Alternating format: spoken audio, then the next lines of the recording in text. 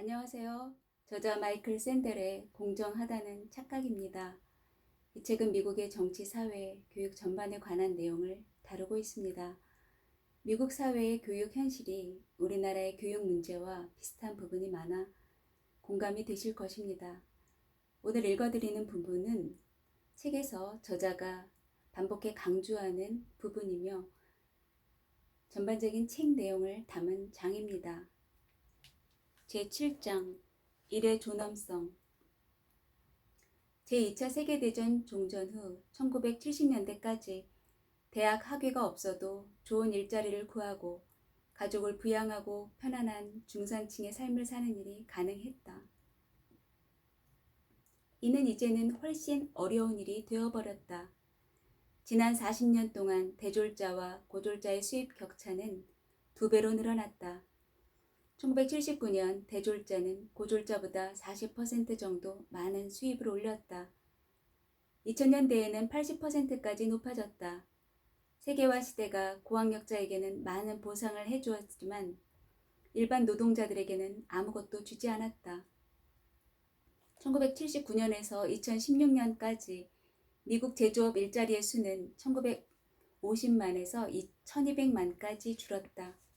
생산성은 올랐다. 그러나 노동자들은 자신의 생산품 가격에서 갈수록 더 적은 몫을 차지하게 되었다. 반면 경영자와 주주의 몫은 점점 더 많아졌다. 1970년대 말 주요 미국 CEO는 일반 노동자보다 30배 정도 많은 보수를 받았다. 2014년 그것은 300배로 늘어났다. 미국 남성의 중위소득은 물가연동 실질 가격으로 볼 때 반세기 동안 답보 상태다. 1979년 이후 1인당 국민소득은 85% 늘어났으나 비대졸자, 백인 남성의 소득은 1979년 당시보다 실질적으로 낮다. 일의 존엄성 하락. 그러니 그들이 불행감에 시달리는 건 이상할 게 없다. 그러나 그들을 불행하게 만드는 것은 경제적 곤경만이 아니다. 능력주의 시대는 노동자들에게 더 악랄한 상처를 입히고 있다. 그들이 하는 일의 존엄성을 깎아내리고 있는 것이다. 시험 점수를 잘 따고 대입시험에서 성공한 사람들의 브레인을 칭송하면서 인재선별기는 능력주의적 학력이 없는 사람들은 시궁창에 빠뜨렸다. 그것은 학력이 낮은 사람들에게 이렇게 말했다. 당신이 하는 일은 돈 잘 버는 전문 직업인들의 일에 비해 시장에서 별 가치가 없어요.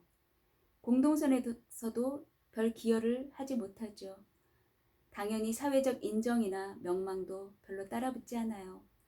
그것은 시장이 승자에게 퍼붓는 과도한 보상을 정당화함과 동시에 비대졸자 노동자에게 던져주는 쥐꼬리만한 보상도 당연시했다. 누가 뭘 가지는 게 정당한가에 대한 이런 식의 사고는 도덕적으로 용납할 수 없다. 5장에서 따져본 이유에 따라 이런저런 직업의 시장 가치가 그것이 공동선에 기여하는 정도와 비례한다고 보면 오류다. 그러나 지난 수십 년 동안 우리 사회에는 우리가 버는 돈이 우리의 사회적 기여도를 반영한다는 생각이 뿌리 깊게 내려버렸다. 그런 주장은 공적 문화 곳곳에서 메아리 튄다. 능력주의적 선별은 이런 아이디어를 더욱 굳힌다. 1980년 이래 중도 우파 또는 중도 좌파 주류 정당들의 힘을 빌린 신자유주의적 또는 시장 중심적 세계화 역시 그렇다. 세계화가 극심한 불평등을 초래했어도 이 두 가지 세계관은 그에 대한 저항력의 핵심을 분쇄했다. 이들은 또한 노동의 존엄성도 깎아내려 엘리트에 대한 분노와 정치적 반격에 불을 지폈다. 2016년 이후 시사평론가와 학자들은 포퓰리즘의 불만에 대해 논증해왔다. 그것은 일자리 감소와 임금 정책 때문인가 아니면 문화적 변동 때문인가? 그러나 그것들로만 설명하기에는 부족하다. 일은 경제인 동시에 문화인 것이다. 그것은 생계를 꾸려나가기 위한 방법이자 사회적 인정과 명망을 얻는 원천이다. 그래서 세계화가 일으킨 불평등이 왜 그토록 강력한 분노로 이어졌는지 설명된다. 세계화에 뒤처진 사람들은 다른 이들은 번영하는 동안 경제적 곤경에 처했을 뿐만이 아니다. 그들은 그들이 종사하는 일이 더 이상 사회적으로 존중받지 못함을 깨달았다. 사회의 눈에 그리고 아마 스스로의 눈으로도 그들의 일은 더 이상 공공선에 대한 가치가 있는 기여라고 비춰지지 않는다. 비대졸 노동계급원들은 도널드 트럼프에게 몰표를 안겼다.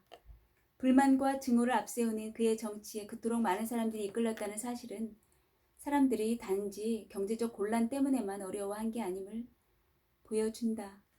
트럼프 당선 전까지 무직률이 줄곧 높아진 것도 같은 맥락이다. 능력주의적 학력이 없는 사람들의 직무 환경이 열악해지면서 노동 연령의 사람들이 아예 이를 손에서 놓아버리는 일이 많아진 것이다. 1970년에는 백인 노동 계급의 93%가 고용되어 있었다. 2016년 그 수치는 80%로 떨어졌다. 일자리가 없는 20% 가운데 아주 소수만이 구직 활동을 하고 있었다. 그들의 기술에 무관심한 노동시장의 모욕에 절망이라도 한 듯 대부분은 아예 주저앉은 상태였던 것이다. 구직 포기는 비대졸자 가운데서 특히 심했다. 2017년에는 최고 학력이 고졸인 미국인 가운데 겨우 68%만이 취업 상태였다. 절망 끝의 죽음. 그러나 미국 노동계급의 마음의 상처로 빚어진 현상은 구직 포기뿐만이 아니다. 다수가 삶 그 자체를 포기한다. 최악의 비극적 지표는 절망 끝의 죽음이 늘고 있다는 점이다. 이 표현은 최근 놀라운 발견을 해낸 프리스턴대의 경제학자 앤 케이스와 앵거스 디튼이 만들었다. 20세기 들어 현대의학이 질병을 몰아붙이면서 기대 수명은 계속적으로 늘어났다. 그러나 2014년에서 2017년 사이 그것은 증가세를 멈추더니 오히려 줄어들었다. 100년 만에 처음으로 미국인의 기대 수명은 3년 연속 내림세를 보였다. 그것은 의학이 새로운 치료법이나 질병 대처법을 찾고 있지 않기 때문이 아니다. 케이스와 디트는 사망률의 증가가 자살, 약물 과용, 알코올성 간질환의 만연에 따른 것임을 알아냈다. 그들은 이 만연 현상을 절망 끝의 죽음이라고 불렀는데 그 대다수가 여러 방법을 통해 스스로 불러들인 죽음이기 때문이었다. 지난 10년간 계속 늘어난 이런 죽음은 특히 중년 백인 남성 사이에서 많았다. 45세에서 54세 사이의 백인 남성과 여성에게 절망 끝의 죽음은 1990년에서 2017년 사이 3배로 늘었다. 2014년 처음으로 이 집단에 속하는 사람들이 심장마비보다 약물, 알코올, 자살로 숨지는 경우가 많게 나타났다. 노동계급 사회와 좀 떨어져 사는 사람들의 경우 이 위기는 잘 드러나지 않는다.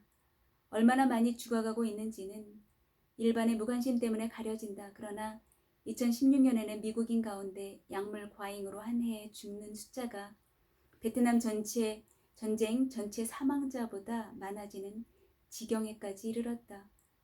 뉴욕타임스 칼럼니스트인 니콜라스 크리스토프는 더욱 놀랄 만한 비교를 들었다.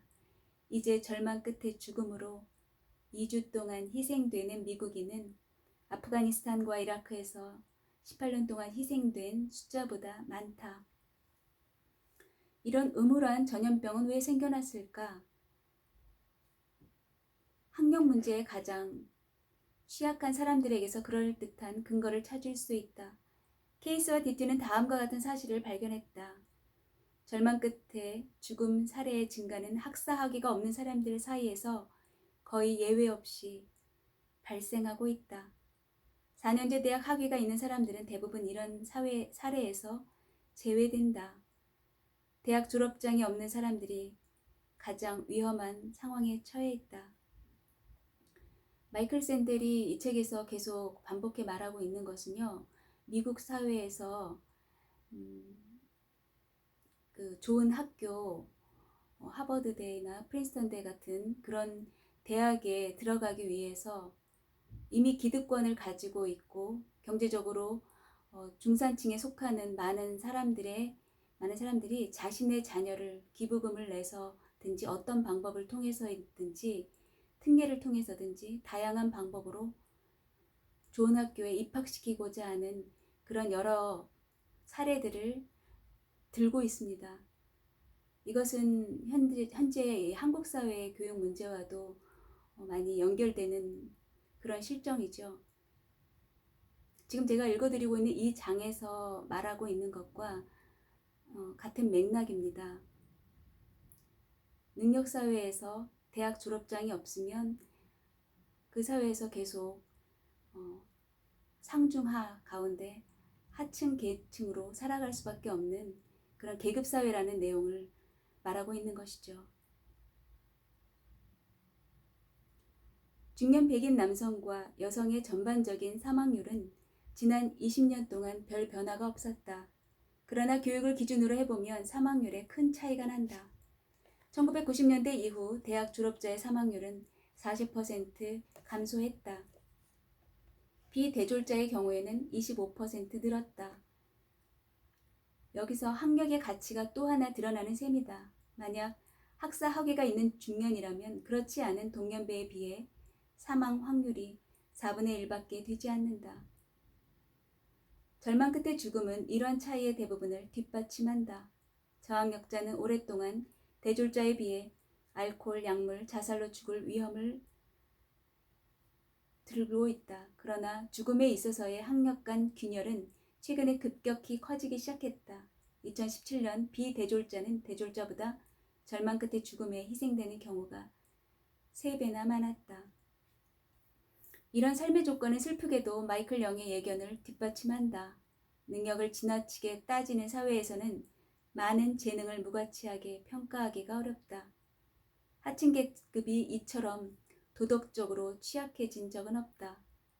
이는 또한 존 가드너가 1960년대 초에 했던 탁월함에 대한 언급과 교육의 인재 선별 기능에 대한 으스스한 기억을 소환한다. 능력주의 악영향을 인정하면서 그는 스스로 생각하고 있는 것보다 더 많은 사실을 은연중에 드러냈다.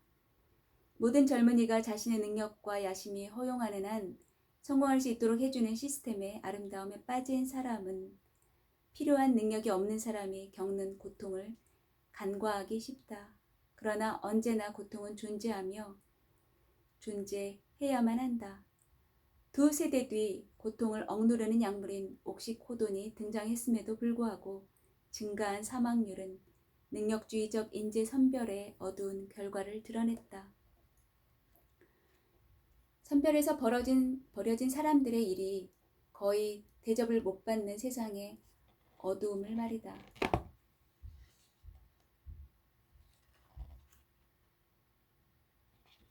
민주주의와 겸손. 우리는 오늘날 조건의 평등을 별로 많이 갖고 있지 않다. 계층, 인종, 민족, 신앙에 관계없이 사람들을 한데 모을 수 있는 공동의 공간은 얼마 없고 서로 멀리 떨어져 있다. 40년 동안 시장 주도적 세계화가 소득과 부의 불평등을 가져오면서 우리는 제각각의 생활 방식을 갖게 되었다. 부유한 사람과 가난한 사람은 하루 종일 서로 마주칠 일이 없다. 우리는 각기 다른 장소에서 살고 일하며 쇼핑하고 논다.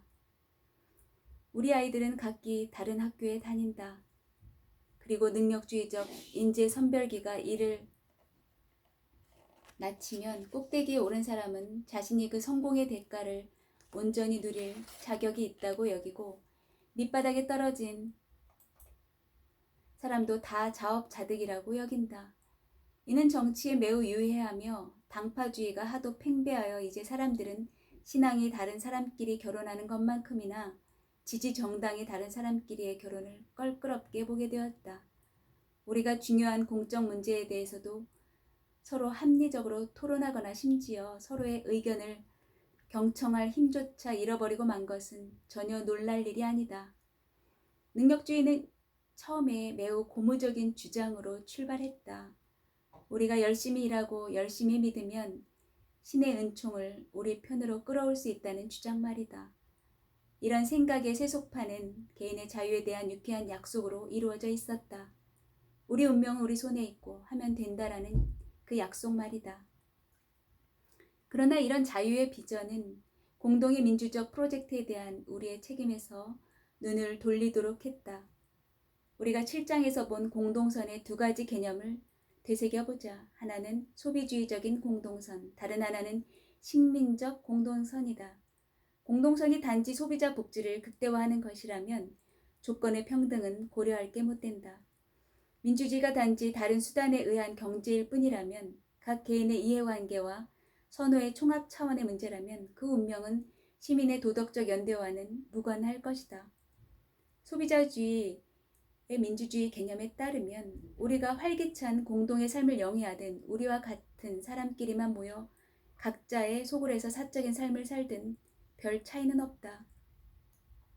그러나 공동선이 우리 동료 시민들이 우리 정치 공동체에는 어떤 목적과 수단이 필요한지 숙려하는 데서 비롯되었다면 민주주의는 공동의 삶의 성격에 무관해질 수 없다. 그것은 완벽한 평등을 필요로 하지 않는다. 다만 서로 다른 삶의 영역에서 온 시민들이 서로 공동의 공간과 공공장소에서 만날 것을 요구한다. 이로써 우리는 우리의 다른 의견에 관해 타협하며 우리의 다름과 함께 더불어 살아가는 법을 배울 수 있다. 그리고 이것이 우리가 공동선을 기르는 방법이다. 사람들은 시장이 각자의 재능에 따라 뭐든 주는 대로 받을 자격이 있다는 능력주의적 신념은 연대를 거의 불가능한 프로젝트로 만든다. 대체 왜 성공한 사람들이 보다 덜 성공한 사회 구성원들에게 뭔가를 해줘야 하는가? 이 질문에 대한 해답은 우리가 설령 죽도록 노력한다 해도 우리는 결코 자수성가적 존재나 자기 충족적 존재가 아님을 깨닫느냐에 달려있다. 사회 속에 우리 자신을, 그리고 사회가 우리 재능에 준 보상은 우리의 행운 덕이지 우리 업적 덕이 아님을 찾아내는 것이 필요하다. 우리 운명의 우연성을 제대로 인지하면 일정한 겸손이 비롯된다. 신의 은총인지 어쩌다 이렇게 태어난 때문인지 운명의 장난인지는 몰라도 덕분에 나는 지금 여기 서 있다. 그런 겸손함은 우리를 갈라놓고 있는 가혹한 성공윤리에서 돌아설 수 있게 해준다. 그것은 능력주의의 폭정을 넘어 보다 덜 악의적이고 보다 더 관대한 공적 삶으로 우리를 이끌어간다. 저자는 이렇게 책을 마무리 짓고 있습니다. 더불어 사는 삶의 중요함을 다시 한번 강조하면서 이 책은 이렇게 끝납니다. 지금까지 마이클 샌델의 공정하다는 착각이었습니다. 시청해 주셔서 감사합니다. 안녕히 계세요.